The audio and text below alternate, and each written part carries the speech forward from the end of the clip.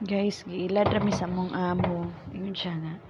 Mobalhin sa daw mi og kuan, temporary daw, butangan daw niya glock ang kuan, mga portahan, CCTV daw sa gawas. Pero wala.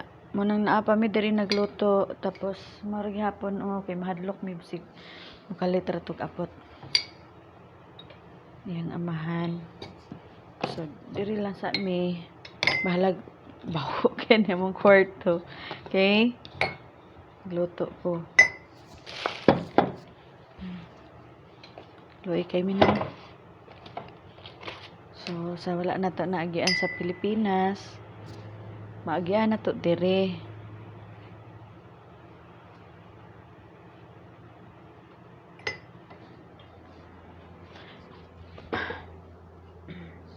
Kalat kaya mong kwarto. Papoy naman may manlimpyo.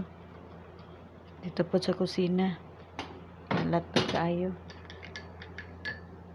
So, kapoyan maglutog sudan. Bulag-bulad lang sa mi. Ay, shit. Butasa din na. Iurot na lang nako. Tapos,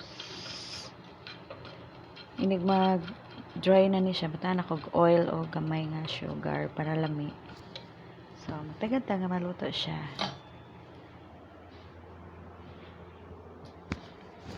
Laoyag dagoy. walay sudlay. Bago pa kong mata. 12:42 na. Oh my God.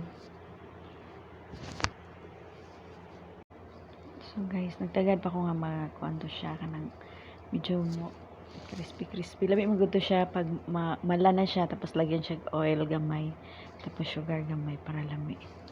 So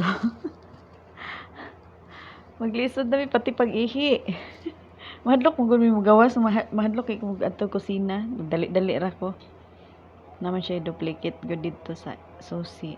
So inaani kimi everyday. Wala man gud mi lakkan dado diri okay naman sa iya ang susi. Tanganan ako siya oil. Tapos konting sugar para the best. Manimang ulam for today. Kaya po yan may magluto. Po yan po. Thanks for watching.